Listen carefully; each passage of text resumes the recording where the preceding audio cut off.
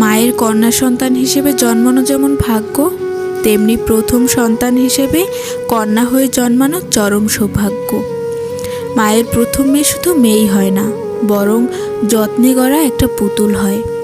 ছেলেবেলায় পুতুলের সংসারে মেয়েরা একটু একটু করে যে স্বপ্ন বোনে, সেটা মা হয়ে নিজের মেয়েকে দিয়ে বাস্তবায়ন করে।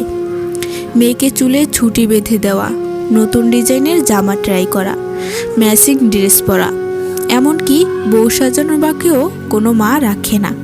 মেয়েটা যখন বড় হয়ে যায়, তখন মায়েরা নিজের মেয়েকে বেস্ট ফ্রেন্ডের মতো ট্রিট করে, সুখ দুঃখের গল্প শোনায়, জীবনে নিজের করা বিভিন্ন ভুল থেকে মেয়েকে সতর্ক করে।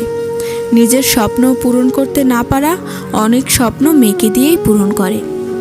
মেয়েরা জন্মগতভাবে শান্তশিষ্ট হওয়ায় মায়ের মনের মতো হয়ে থাকে, তাই মায়েরা মেয়েকে একদম মনের মতো করে গড়ে তুলতে পারে।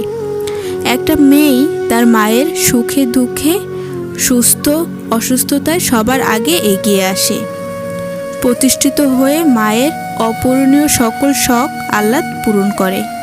মা মেয়ের সম্পর্কটা এমন, যেখানে শাসন, অভিমান, খুনসুটি থাকে, কিন্তু ভালোবাসা ও আন্তরিকতার কোনো অভাব থাকে না। আর একটা মেয়ে সন্তান সব মায়েরই প্রবল প্রতীক্ষার।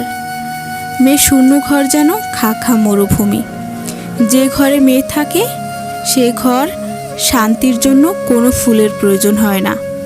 মেয়েরা নিজেই এক একটা ফুল।